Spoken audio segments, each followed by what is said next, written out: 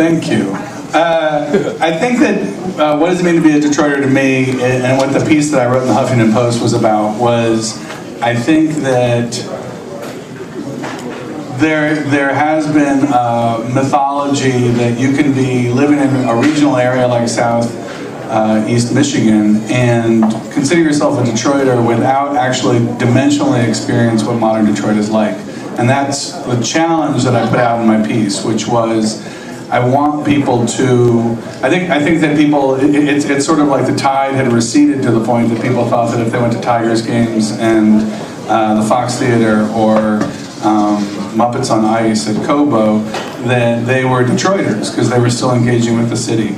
And my argument is that engagement isn't contemporary, it doesn't reflect what the contemporary city is like, and that people really need to expand their knowledge of what's going on, what has been going on the last 5 years, just since I moved here from Brooklyn. And also, it's a city in crisis, and they needed to recognize that this was their brand. And if you live in a place like Novi, the fate of Detroit, what happens within the city limits, actually affects your livelihood.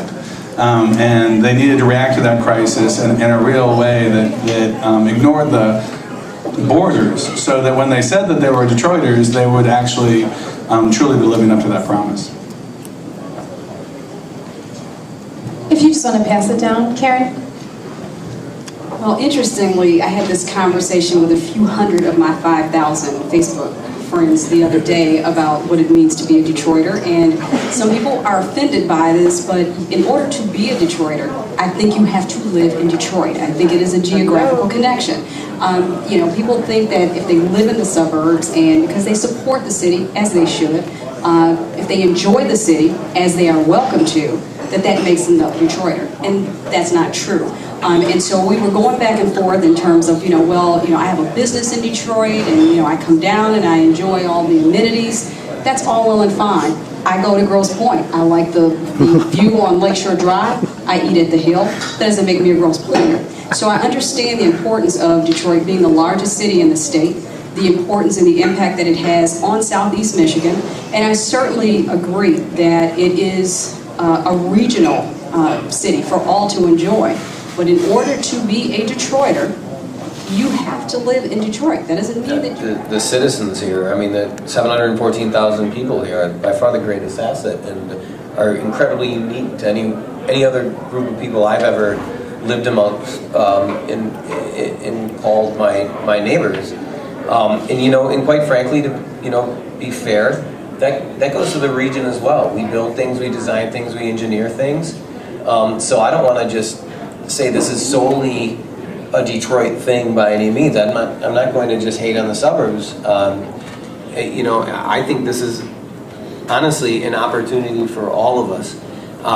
But the problem is that people know one side of the story. They don't know the truth, which is that we have a disengaged, disenfranchised public in this town, in Detroit specifically, that are just, not all of them, of course 714,000 people aren't disengaged, but a portion of them are, and this is the unstoppable force. This is the thing that will save Detroit when we actually truly start to, honestly participate, get participation. So, I don't know if that answers it for you, but for us, we literally say, we want, in order for us to be successful, our neighborhood has to be successful, our city has to be successful, and of course our region has to be successful.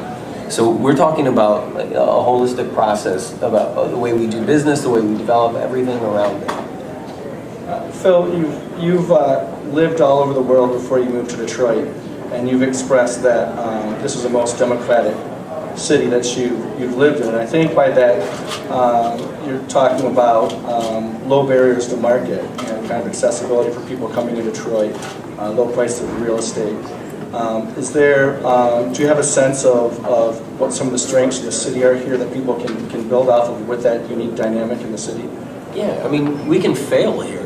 I can talk about that personally because I've made so many mistakes, from stupid things from climbing over the fence at the train station and having a razor wire run through my arm to learning how to build something and shooting myself with staple guns. And I mean, this is a process where somebody that's a dropout of business school and a dropout of architecture school can design and build things and can run a business. And that's what I mean by that. Like it's really incredible that you can experiment and innovate just by the fact that you can pick yourself up at the end of the day and say, oh shit, I just did that, let me try again. See, there's like 2 posters over here. It says "Standing in the Shadows of Motown," and I find that like so inspiring because I was having a conversation a couple of years ago about how Detroit, think big Detroit, needs to reinvent itself, and we can't, we're no longer the Motor City, we're no longer, that we'll always have that Motown sound, but we're in the shadows of Motown. So how do we reinvent ourselves? And I got all excited because, you don't know what's next. How will we be known to our grandchildren, right? So we understand that to our grandparents, we were the Motor City, okay? And that's the reason I grew up in the suburbs. I never saw a bus. I never saw a taxi, right? There were no taxis because everyone had a car. Everyone over the age of 16 had a car. We were the Motor City, okay? And then the film industry comes into town with all these, tax incentives. And I got all excited. My God, this is amazing. We are the Hollywood of the Midwest, the Hollywood of the East Coast. People are, the irony is that people my age who left and they went to Hollywood, they wound up getting sent back home to Detroit to work here. And so maybe those tax incentives aren't here anymore, and so we're not going to be the film industry, but I'm so excited about what our next identity is. I don't know what it is. Maybe some of you do. Maybe it's social media, right? We could be the social media capital of North America here in Detroit. I think that would be awesome. I know most of us on the panel would love that. I don't know what it is, but I think that's so exciting. That's what our unique identity has yet to be shaped. And it could be shaped by a couple of kindergartners today. And that's exciting, and that's what's going to help. Most unique strength to me, I think that the people and the sense of possibility that have been mentioned are key. I think that, the fact that this is a center city that had a very strong mythology around it for a very long time, that I believe is receding. What I believe is happening to Detroit is that the memes are getting confused. And I think that there was a meme that was developed about, based in truth or based in mythology, there was a meme that was developed based on racial division. There was a meme that was developed based on the auto industry collapsing. There was a meme that was developed based on just this being the worst city in North America. And I think that in the past few years, while those memes have certainly to different degrees continued, they've begun to get interrupted by other memes, whether it's the urban gardening meme, or whether it's the auto industry coming back, or whether it's the artists moving to inexpensive housing, or whether it's young entrepreneurs who don't know how to operate machinery becoming successful. Whether it's the administration, which historically had been seen as being, corrupt, becoming stable. I think that there are confusions, and when that confusion occurs, then people actually can't lean on the cliches anymore, and they have to start looking for the realities. And in the realities of Detroit are so many opportunities. There's so many grotesquely enormous opportunities that I think that this space, and this is a space, it's a huge space, has a great chance to be naturally filled in by people who, whether they're taking advantage of the fact that we have more engineers per capita than any other state in the union, whether they're taking advantage of the low cost of real estate, whether they're taking advantage of the fact that Detroit is 15 minutes from anywhere in southeast Michigan, depending on how fast you drive. I think that that with the memes being broken up and the cliches being confused, the narrative can really begin to drive forward. I think one word would be education, and that's not necessarily, that's educationally across the board. I believe that a person keeps their job by doing their job, and I say that because when people try to open businesses or go to the city for help, they should be committed, prepared, educated, and dedicated enough to do their job. And because they aren't, then Phil will tell you, a ton of stories about the pitfalls that exist within the city when people are trying to get something done. So I think that education is probably the biggest thing. We have a 50% illiteracy rate here in the city of Detroit. So that's almost about 1 of every 3 people you encounter is a functional illiterate. And I think that that's a big inhibitor to the city's progress. I think the city is operationally dysfunctional because it is set up for a city of 2 million people.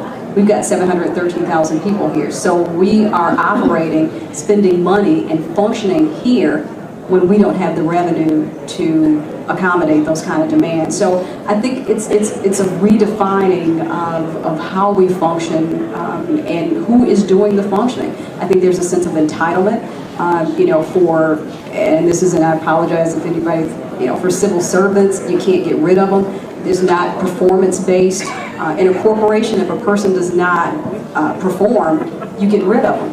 But here, it'll take you 1.5 years to get rid of someone who does nothing. And dare I say they can sue you, but that's another story. I think if I could just kind of use the broad term of education, I think that would probably be the biggest thing. You were ready for this one. All right. Yeah, no. So when it comes to social media, I think it's about what's the narrative, what's trending, right? And so, when Toby says, people in the suburbs and Metro Detroit who come in, they go to a ball game or they go, to, what was it, Muppets on Ice? What was it? Muppets on Ice. Go for Muppets on Ice. My kids love it. So those are things that we should be proud of. And the truth is, if people are coming from north of 8 Mile into the city to go to the Fox Theater, okay, but they're checking in at the Fox Theater or they're posting on Twitter, I'm looking forward to taking my family downtown to the D. Okay, we're going ice skating at Campus Martius. Okay, we're proud of it. # do it for Detroit. That's a great thing. So, with that in mind though, it seems to me that, Jason, you're on the right track, but for most of you, you missed the boat.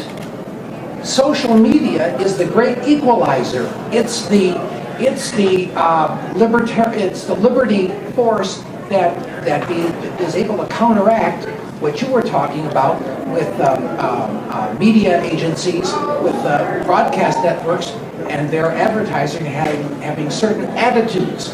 Well, those broadcast attitudes that we see on TV, which are usually negative about Detroit, can be combated by the egalitarian and equalizing effect of networking and broadcast and Twittering and Facebook and all that stuff.